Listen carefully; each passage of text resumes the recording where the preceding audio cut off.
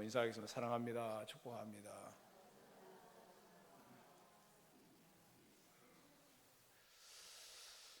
여러분의 가정에 태어난 자식처럼 소중한 축복이 어디 있습니까?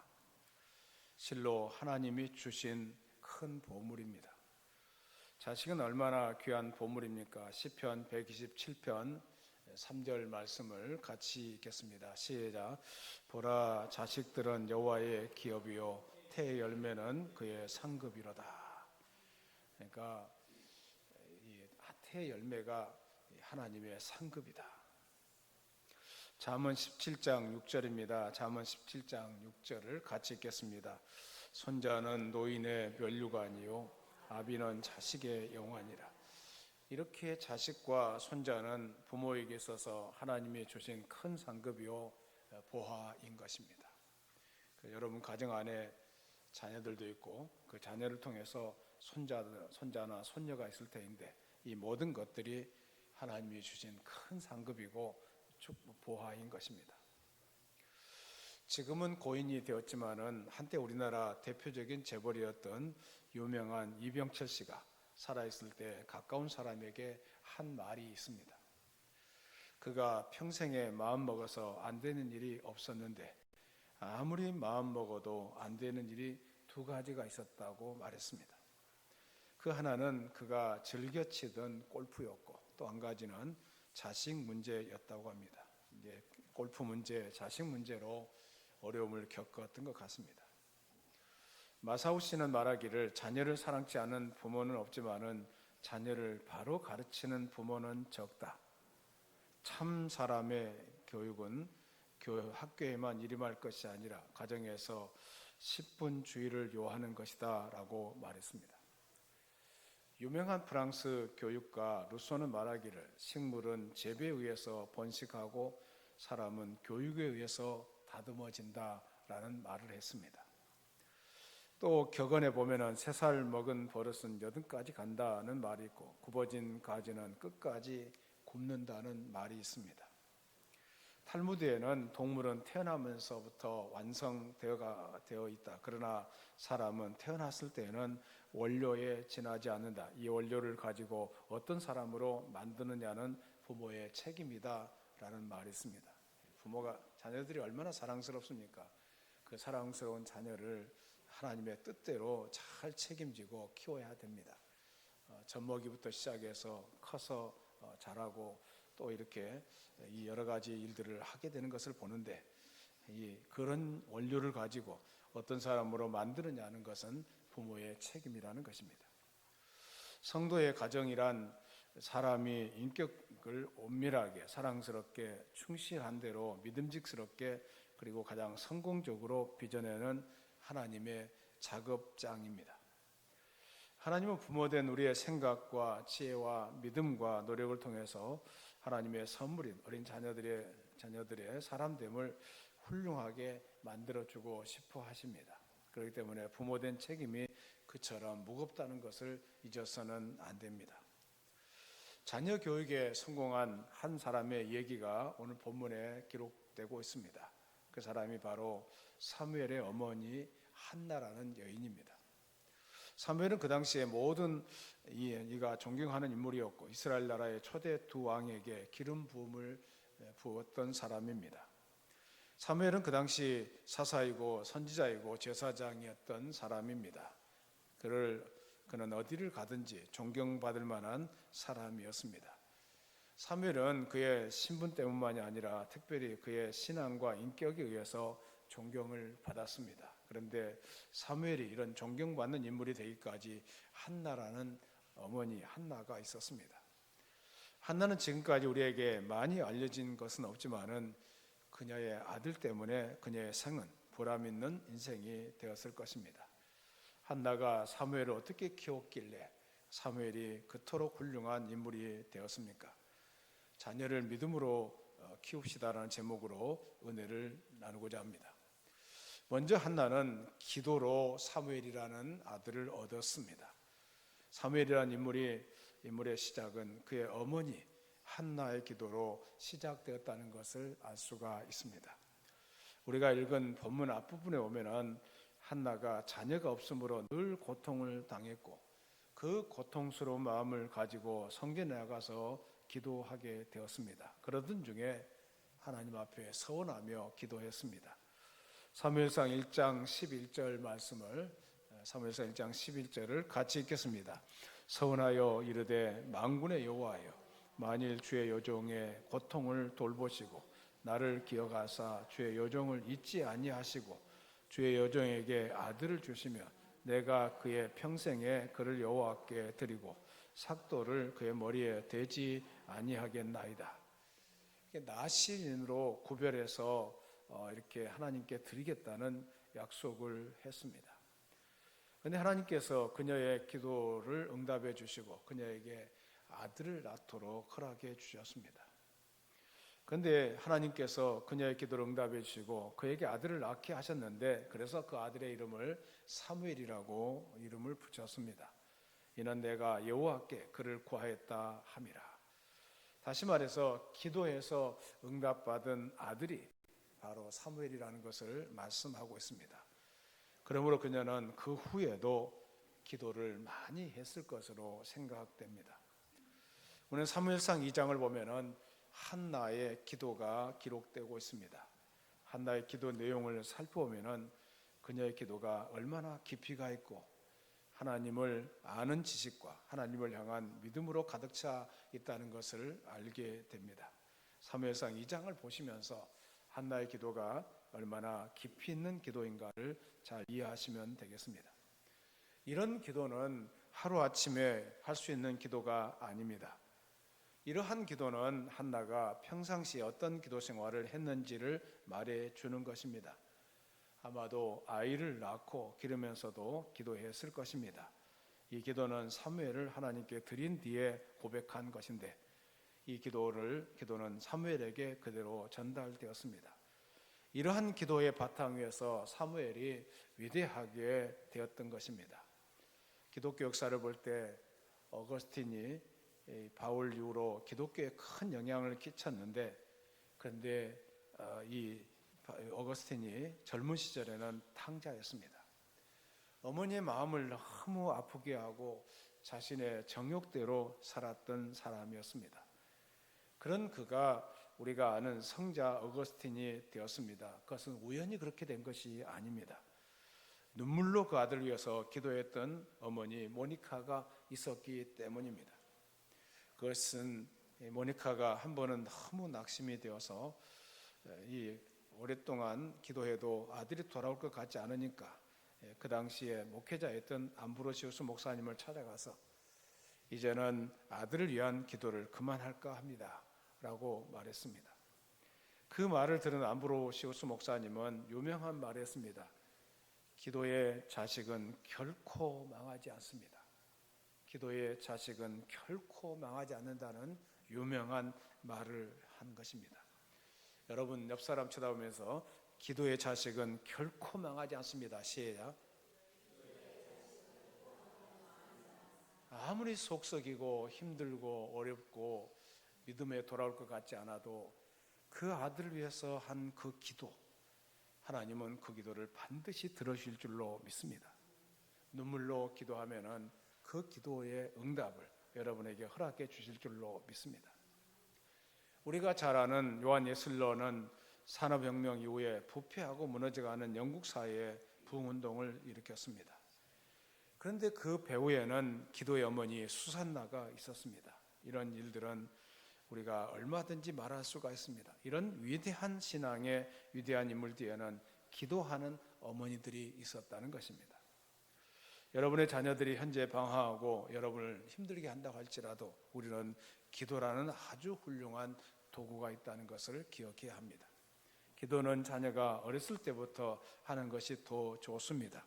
아이를 위해서 기도하고 본을 보여줘야 하고 우리가 할 수 있는 것은 이 아이들을 위해서 기도하는 모습을 보여줘야 한다는 것입니다. 오늘날 부모님들을 보면은 얼마나 많이 물질적으로 지원하고 좋은 환경을 만들어 주려고 노력하는지 모릅니다. 또 연휴가 됐잖아요. 연휴가 되니까 아이들을 데리고 들로 산으로 자연을 관찰하고 여러 가지 곤충도 채집하고 좋은 것들을 보여주려고 애를 씁니다. 물론 그것이 잘못된 것이 아닙니다. 그것이 틀렸다고 할 수는 없는 거지만은, 그러나 그것보다도 신앙의 유산을 자녀들에게 잘 공급해 줘야 할 줄로 믿습니다. 그래서 여러분의 가정이 신앙의 유산을 물려주는 아름다운 가정이 되시기를 바랍니다. 그런 가정에서 자라난 아이들이 훌륭한 일꾼으로 성장한다는 것을 잊어서는 안 됩니다. 그래서 한나는 사무엘이 태어나자마자 믿음으로 양육했다는 말씀을 오늘 읽게 됩니다. 오늘 본문 21절부터 23절 말씀까지를 같이 한번 읽겠습니다. 시작. 그 사람 엘가나와 그의 온 집이 여호와께 매년제와 서원제를 드리러 올라갈 때에 오직 한나는 올라가지 아니하고 그의 남편에게 이르되 아이를 젖대거든 내가 그를 데리고 가서 여호와 앞에 뵙게 하고 거기서 영원히 있게 하리이다 하니, 그의 남편 엘가나가 그에게 이르되 그대의 소견에 좋은 대로 하여 그를 젖대기까지 기다리라. 오직 여호와께서 그의 말씀대로 이루시기를 원하노라 하니라. 이에 그 여자가 그의 아들을 양육하며 그가 젖대기까지 기다리다가, 엘가나는 이 사무엘의 아버지입니다. 그 아버지도 경건한 사람이었고 매년 하나님께 올라가서 제사를 드리고 서원제를 드렸다고 했습니다. 서원제는 자기가 한 그 서원을 더 확실하게 하기 위해서 드리는 제사였습니다. 그런데 그 당시 아내가 무슨 서원을 했든지 간에 남편이 인정하지 않으면 무효가 되는데, 엘가나는 믿음으로 한나의 서원을 받아들였던 것입니다. 사무엘을 기르는 일은 한나 혼자 힘으로 되는 것이 아니라는 것을 보여주고 있습니다. 자녀 교육이라는 것은 엄마가 혼자 하는 것이 아닙니다. 어머니의 비중은 물론 중요합니다. 어머니의 사랑과 바른 교육이 없이는 절대로 바로 자라지 못합니다. 그러나 아버지의 협조가 없으면 자녀를 올바르게 키워내기가 어렵습니다. 22절 말씀 보면 온 집안에 매년제와 서원제를 드리고 올라가는데 오직 한나는 올라가지 않고 있습니다. 그리고 남편에게 말하는데요, 22절 말씀을 같이 읽겠습니다. 22절 시작. 오직 한나는 올라가지 아니하고 그의 남편에게 이르되 아이를 젖대거든 내가 그를 데리고 가서 여호와 앞에 뵙게 하고 거기서 영원히 있게 하리이다 하니, 23절 말씀의 마지막 부분을 보면은 그 여자가 그의 아들을 양육하며 그가 젖대기까지 기다리다가 라고 말씀했습니다. 언뜻 보면은 한나가 성소에 올라가는 것을 싫어하는 것 같이 보입니다. 그러나 한나가 이렇게 하는 것은 이유가 있었습니다. 한나는 이미 자기 아들을 하나님께 드리기로 약속했는데 그 당시에 젖대기까지 나이는 3살 정도 되는 나이입니다. 그러므로 3살까지는 자기가 기르겠지만은 그 이후에는 하나님께 바쳐야 한다는 것을 잘 알고 있었습니다. 그녀에게는 하루하루가 귀했습니다. 제사를 드리러 실로까지 가기 위해서는 많은 시간이 걸리는 것입니다. 그렇기 때문에 그 시간도 아까워서 그것을 자제하고 아이를 기를 수 있는 3년이라는 시간 내에 아이 옆에 좀 더 있으면서 사랑을 베풀고 싶어 했을 것입니다. 자녀 교육을 위해서 자기의 모든 것을 쏟아 부은 것입니다. 자녀가 태어났다고 그냥 알아서 크는 것이 아닙니다. 그 자녀에게, 그 사무엘에게 믿음의 유산을, 믿음을 물려주려고 얼마나 애를 썼는지 알 수가 있습니다. 그래서 28절 마지막에 보면은 얼마나 사무엘을 잘 교육시켰는지를 알 수가 있는데, 그 아이가 거기서 여호와께 경배하니라 라고 말씀하고 있습니다. 그러니까 그때 나이가 3살 정도의 나이인데 3살 정도 된 아이가 성전에 갔을 때 여호와께 경배했다고 기록되고 있습니다. 그러니까 3살까지, 여러분 3살은 한참 재롱 부리고 즐거운 얘기하고 재미있게 여러분에게 기쁨을 주는 그런 나이 아니겠어요? 그런데 그 3살 된 사무엘이 여호와께 경배했다, 신앙의 교육을 잘 시켰다는 것을 알 수가 있습니다. 우리는 우리의 자녀가 영원히 함께 있을 것이라고 생각합니다. 부모는 자녀와 함께 있어야 할 시간에 함께 있지 못하고 자녀를 교육해야 할 시기를 놓치면은 자녀들이 커서 말을 듣지 않는다면서 교육이 잘못됐다고 불만을 토로하기도 합니다. 그때 가서는 후회하게 되는 것입니다. 그러나 교육학자와 심리학자들은 인간의 어린 시절이 매우 중요하다는 것을 말하고 있습니다.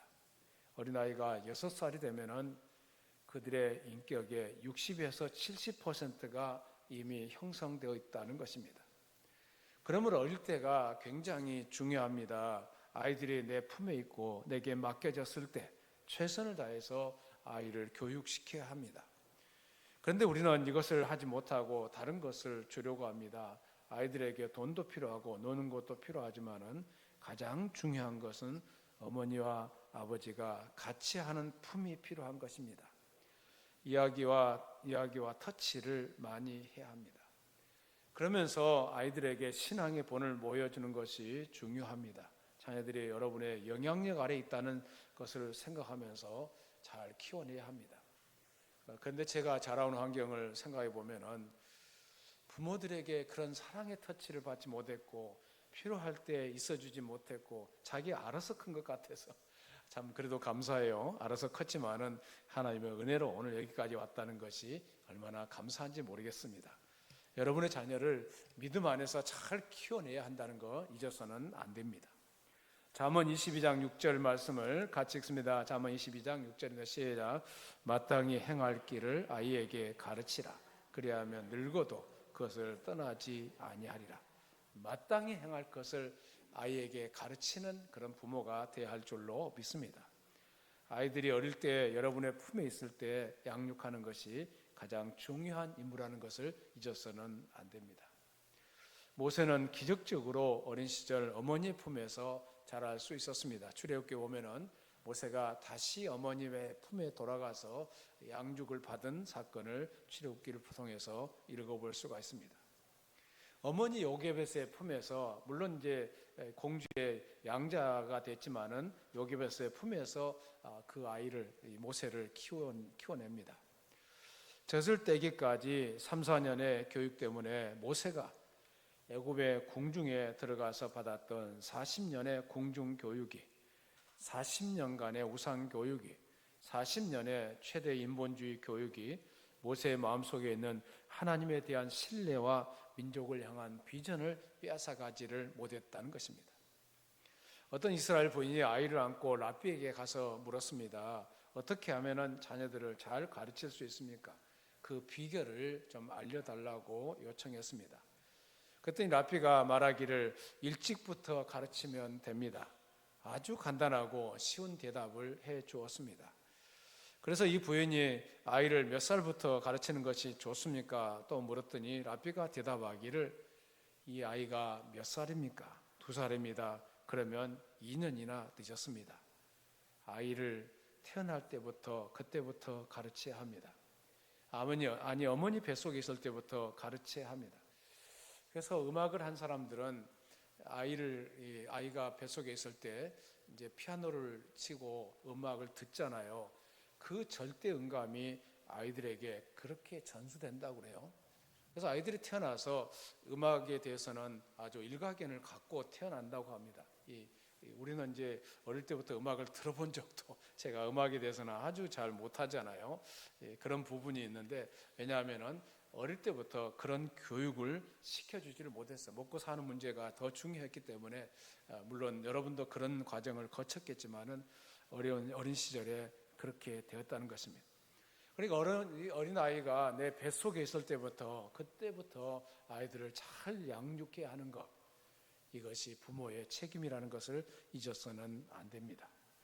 학교 갈 때부터 가르치려고 하면 이미 늦은 것입니다. 신앙교육은 더욱 그렇습니다. 신앙교육을 어릴 때부터 잘 체계적으로 잘 교육을 시켜야만이 그 아이가 믿음 안에서 잘 자라게 될 줄로 믿습니다. 알아서 크고 알아서 자라다 보니까 우리 말을 듣지도 않아요. 우리나라의 교육열은 참 대단합니다. 교육 수준이 세계적으로 가장 높습니다. 그런데 우리의 현실은 변화되지를 않습니다. 위대한 인물이 잘 나타나지 않습니다. 가르치기는 가르치는데 아이들에게 마땅히 행할 길을 가르치지 못하고 있기 때문에 그렇습니다. 우리의 자녀가 모세처럼 되게 해달라는 기도는 하지만은 모세의 부모처럼 우리의 아이들을 신앙으로 양육시키지 못하고 있지 않나, 이 부분을 살펴보아야 합니다. 대부흥사 무디 선생님은 어머니 장례식에서 나의 어머니 같은 사람만 계신다면은 이 땅에는 감옥이 필요 없다는 말을 했다고 합니다. 문인 러스키는 나의 일생을 두고 무엇을 썼거나 큰 생각을 하였다면은 내가 어렸을 때 어머니께서 날마다 성경을 읽어주시고 매일 성경 몇 구절을 암송하게 한 덕이다라고 말했습니다. 대설교가 첫 번째는 나의 어머니는 잠자리에 나아갈 때 아이 이름을 부르면서 기도하면서 나의 머리에 손을 얹고 주님이시여 나의 자식이 주님을 모시고 살아가게 해 주옵소서라고 가르치고 교훈했다고 합니다. 유대인 부모님은 아이가 5살이 되면 의무적으로 성경 토라를 가르쳤습니다.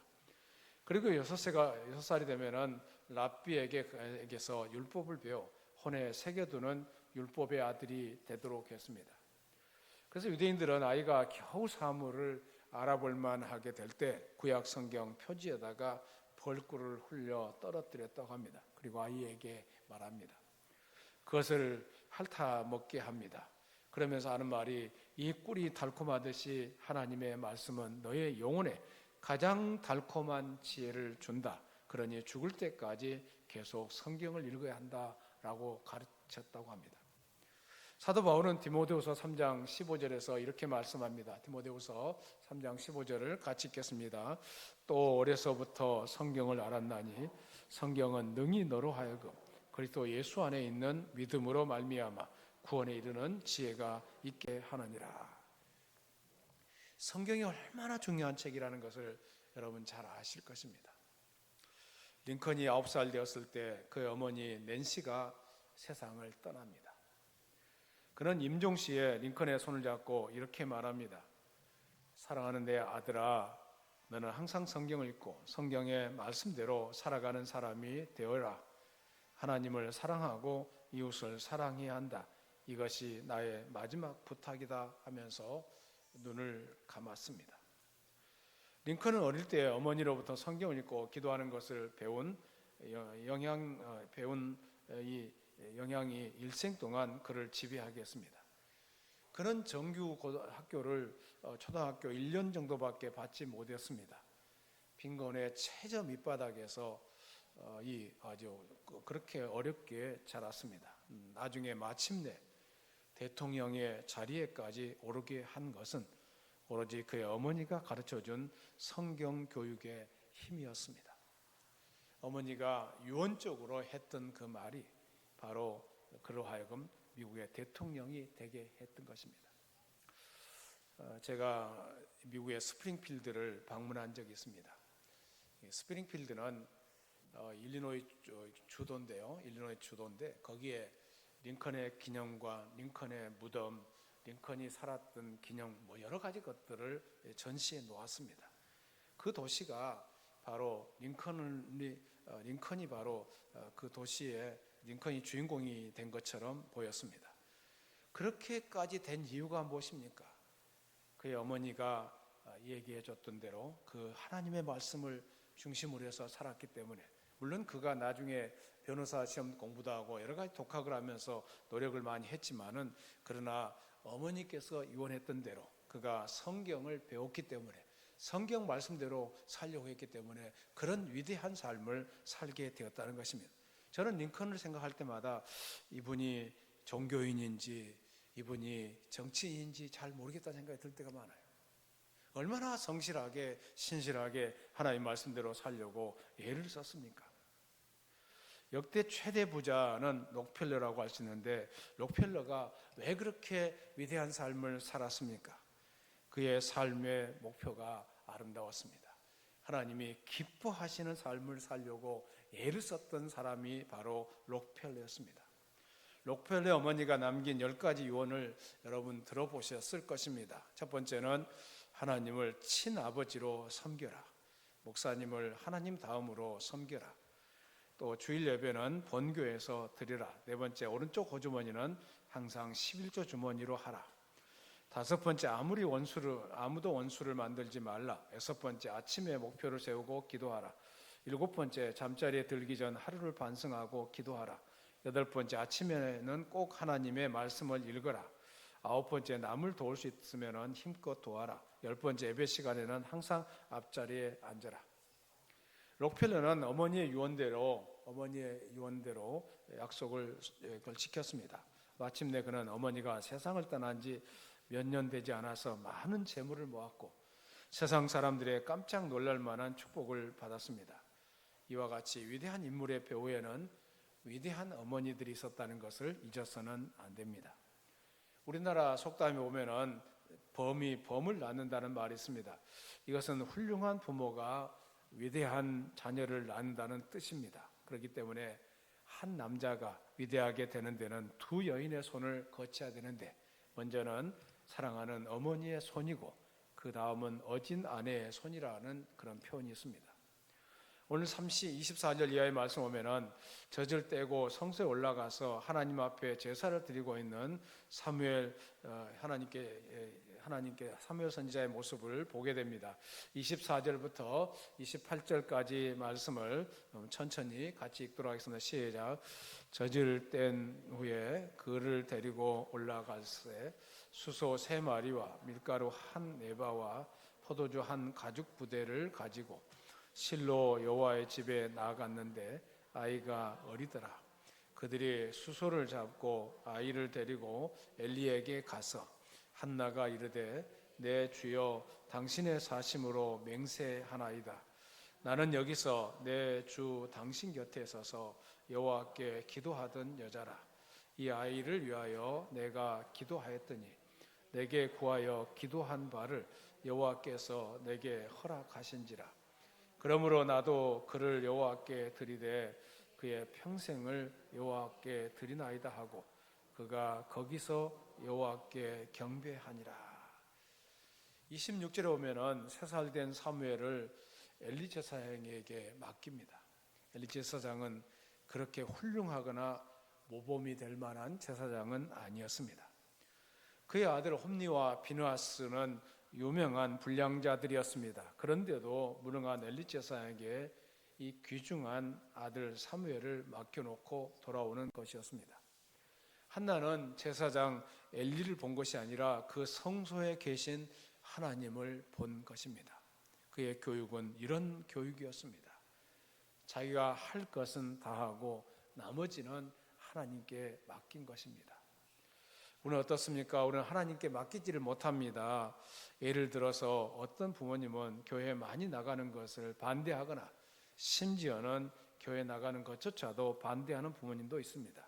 특히 고3이나 시험대를 맞은 아이들은 부모님들은 그들에게 교회 가는 것보다 공부하는 것을 더 원하는 경우도 있습니다. 그분들은 나름대로 다 이유가 있습니다. 교회 나간다고 누가 밥 먹여주고 장례를 보장해 주느냐. 부모들은 자신들의 방법과 생각을 믿으라고 강요합니다. 자신의 희생과 헌신을 설명하면서 교회 나가는 것을 반대하고 자신의 생각을 주장합니다. 그러나 이것이 커다란 독소가 된다는 것을 아셔야 됩니다. 이런 부모님의 행동은 자녀들의 앞날을 보장해 주는 것이 아닙니다. 인간의 앞날이 하나님께 달려있는데 어떻게 부모의 생각대로 양육하려고 합니까? 그러면 하나님께 맡기는 것이 무엇입니까? 그것은 자녀들을 하나님께 보내는 것입니다. 물론 사무엘 시대처럼 교회가 아이들을 키워주는 곳은 아닙니다. 그렇지만 사실은 우리가 우리의 자녀들을 한나와 같은 심정으로 하나님 앞에 교회에 보내야 합니다.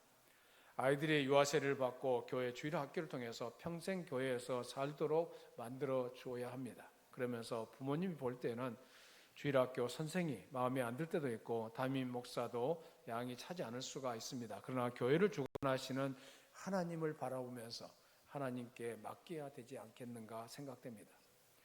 오늘 신명기 6장 7절입니다. 신명기 6장 7절을 같이 읽습니다. 시작.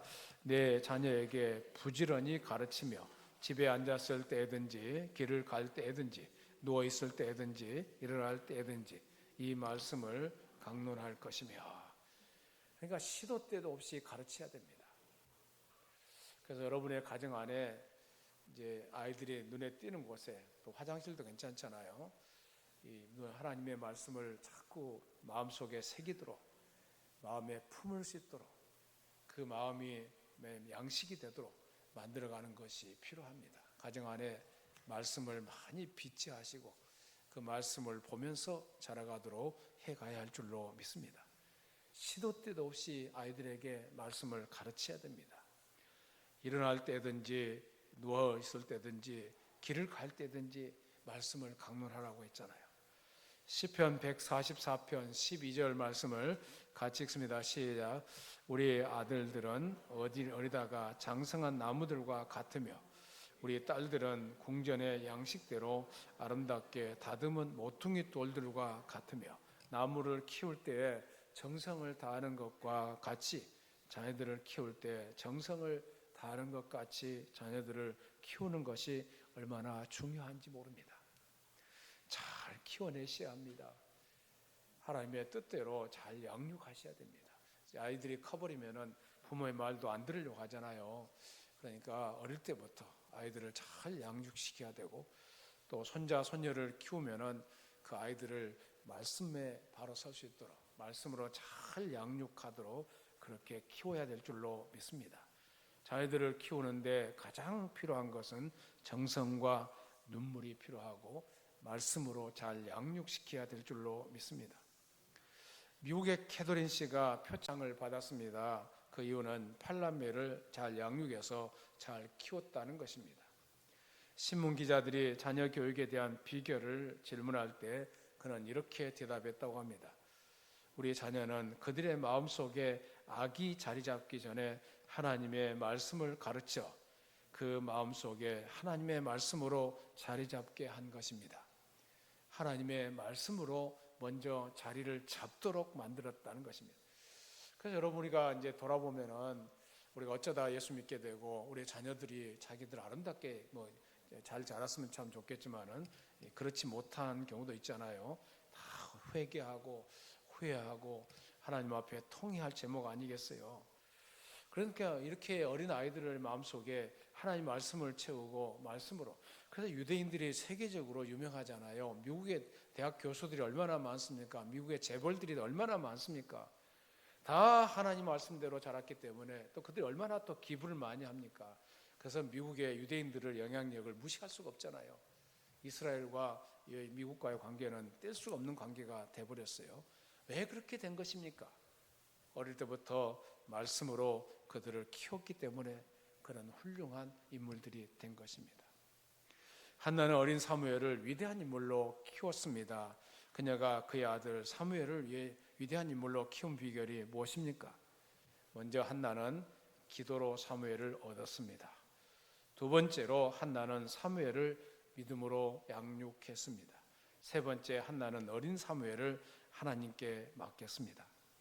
한나는 이런 사무엘을 믿음으로 키웠기 때문에 위대한 믿음의 사람 사무엘이 탄생한 것입니다. 우리의 자녀들이 사무엘처럼 믿음의 사람으로 자라날 수 있도록 우리 모두가 기도하고 힘써야 될 줄로 믿습니다. 살아계신 하나님 감사합니다. 오늘 또 이 사무엘을 이렇게 키워낸 한나에 대해서 생각해 보았습니다. 하나님, 우리가 자녀들에게 신앙교육을 시키지 않았고 올바르게 자라도록 양육하지 못했다 할지라도 우리의 자녀들이 지금 여기까지 오게 하신 것, 이 모든 것이 다 하나님의 은혜인 줄로 믿습니다. 우리의 자녀들의 앞길을 주님께 맡깁니다. 우리의 말을 듣지 않은 나이가 되었음에도 불구하고 우리는 눈물로 기도하면서 눈물로 씨를 뿌리는 가운데 좋은 열매가 맺히도록 은혜를 베풀어 주시옵소서. 자녀들의 앞길을 한 걸음 한 걸음 인도하여 주시고 하나님께서 친히 우리 자녀들의 앞길을 인도하여 주시옵소서. 예수 이름으로 기도드리옵나이다. 아멘.